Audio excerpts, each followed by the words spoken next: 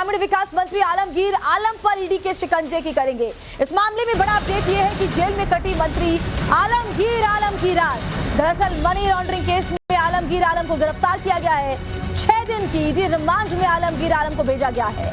रांची के Birsa Munda central jail में बंद है आलमगीर आलम, लेकिन मिस्टर मिनिस्टर 1.5% कर करके कितना पैसा जमा किया, नोटों का पहाड़ इकट्ठा किया, वो सब कुछ आगे हम आपको दिखाएंगे। दरअसल आलमगीर आलम के निजी सचिव संजीव लाल के नौकर के घर पर 37.5 करोड़ रुपए से ज्यादा का कैश मिला था।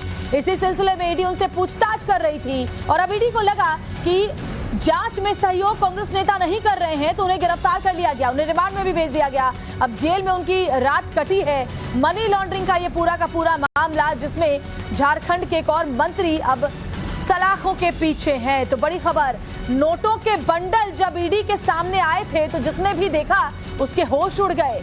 संजीव लाल जो कि पीएस आलमगीर आलम के थे, उनके नौकर के यहाँ से नोटों के बंडल बरामद हुए थे। वो खबर भी हमने आपको सबसे पहले दिखाई थी। देखिए 3 तस्वीरें हम आपको दिखा रहे हैं, जहां ईडी रिमांड में मंत्री आलमगीर आलम जेल में बेचैनी में करवट बदलते हुए गुजरी पहली रात। मनी लॉन्ड्रिंग केस में आरोपी हैं। लगातार पूछताछ हुई और उसके बाद जब ईडी टीम को लगा कि जांच में सहयोग नहीं कर रहे हैं कांग्रेस नेता, वो जानकारी जो चाहिए नहीं दे रहे हैं, तो उन्हें पकड़ लिया गया, गिरफ्तार किया गया और उसके बाद रिमांड में भेज दिया गया है। ये 3 तस्वीरें ईडी के रडार पर मंत्री जी और जो नोटों का पहाड़ हमने आपको दिखाया था उसकी एक एक डिटेल आगे आपके सामने भी रखेंगे।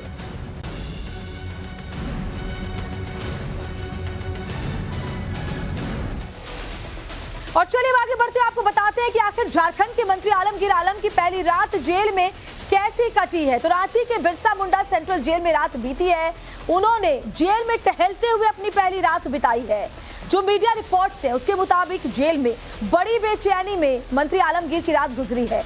वो थोड़ी थोड़ी देर में अपने बिस्तर पर लेट रहे थे, कभी उठ रहे थे, कभी बैठ रहे थे, फिर घबरा कर उठ जाते, अचानक बैरक में वॉक करने लगते, घूमने लगते। बताया जा रहा है ये भी कि जेल में आने के बाद उन्होंने किसी से भी अभी तक कोई बात नहीं की है, किसी से बोल नहीं रहे हैं। बैरक में जाने के बाद एक बार भी वो बाहर निकले भी नहीं, अंदर ही अपने बैरक में मौजूद रहे। खबर तो यह है कि खाने पानी पीने के लिए भी बार बार इनकार करते रहे। हालांकि जेल प्रशासन की तरफ से उन्हें बाद में खाने के लिए भिंडी आलू की भुजिया और रोटी दी गई और साथ ही खाने के बाद उन्हें 1 गिलास दूध भी पीने को दिया गया, यानी कि जेल मैनुअल के हिसाब से खाना उनको दिया गया। काफी देर तक उन्होंने खाना नहीं खाया, जो प्लेट रखा था वो उनकी टेबल पर वैसे ही पड़ा रहा। फिर रात करीब 10 बजे उन्होंने आधी रोटी खाई, आधा ग्लास दूध पिया।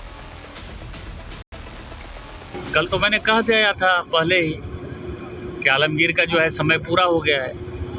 अब कई एक मंत्रियों का जो है समय पूरा होने वाला है। जब आप करप्शन किए हुए हो तो आप मरोगे ना, एक दिन तो मरना ही है। तो जितने मंत्री हैं झारखंड सरकार के, एक दिन आपको सलाखों के नीचे नजर आएंगे, पीछे नजर आएंगे, क्योंकि झारखंड में पिछले 4-4.5 साल लूट के अलावा कुछ नहीं हुआ। आप कल्पना करो ना कि नोटों की गड्डी ढेर मिल रहा है। कांग्रेस ने आज तक मोदी जी से क्यों विरोध है? क्योंकि मोदी जी नोटों का ढेर जो है दिखा रहे हैं लोगों को। इसके पहले तो नोटों का ढेर नहीं दिखता था, अभी 7-8 साल से ही तो नोटों का ढेर दिखाई देता है ना। प्रधानमंत्री जी भाषण देते हैं, उसके बाद गिरफ्तार किया जाता है,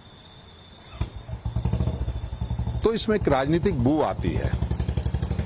वो इसलिए मैं कह रहा हूं कि जब कोई व्यक्ति ईमानदारी से आपके सामने पेश हो रहा है और वो भागने वाला व्यक्ति नहीं है, एक जिम्मेदार पद पर बैठा व्यक्ति है और मंत्री हैं, तो निश्चित रूप से कानून को भी उनका सम्मान करना चाहिए था। वो भागने वाले लोग नहीं हैं। तो देखिए ईडी ने अब तक की जांच में कई बड़े खुलासे का दावा किया। सूत्रों की माने तो अब तक की जांच में जो पता चला है वो बताते हैं। टेंडर आवंटन के नाम पर पूरे कमीशन का ये खेल खेला जा रहा था, जिसमें मंत्री आलमगीर आलम मुख्य साजिश करता रहे हैं। हर टेंडर पर आलमगीर आलम को फिक्स अमाउंट मिला करता था, यानी अपना जो हिस्सा था वो फिक्स करके रखा था। ये दावा भी ईडी की तरफ से किया गया। 2023 में गिरफ्तार तत्कालीन chief engineer Virendra Kumar Ram tender आवंटन के बदले कमीशन लिया करते थे और साथ ही बताया जा रहा है कि 1.5% कमीशन मंत्री आलमगीर आलम को जाता था। 1.5% कमीशन, आप सोचिए, यानी कि जितना भी अमाउंट टेंडर में था उसका 1.5% सीधे मंत्री जी के खाते में जाता था। 2022 में एक असिस्टेंट इंजीनियर ने 3 करोड़ रुपए दिए थे। टेंडर आवंटन के बदले ये 3 करोड़ रुपए मंत्री तक पहुंचाए गए थे, जिसके बाद ईडी ने जांच का दायरा और बढ़ाया और 6 से 8 मई तक ईडी ने अपनी रेड की कार्रवाई को अंजाम दिया।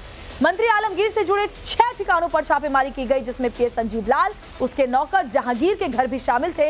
इस छापेमारी में ईडी को करीब 37 करोड़ से ज्यादा यानी 37 करोड़ रुपए कैश बरामद हुए थे। आलमगीर के लिए संजीव लाल कलेक्शन किया करता था। कलेक्शन के पैसे जहांगीर के घर पर ठिकाने लगाए जाते थे।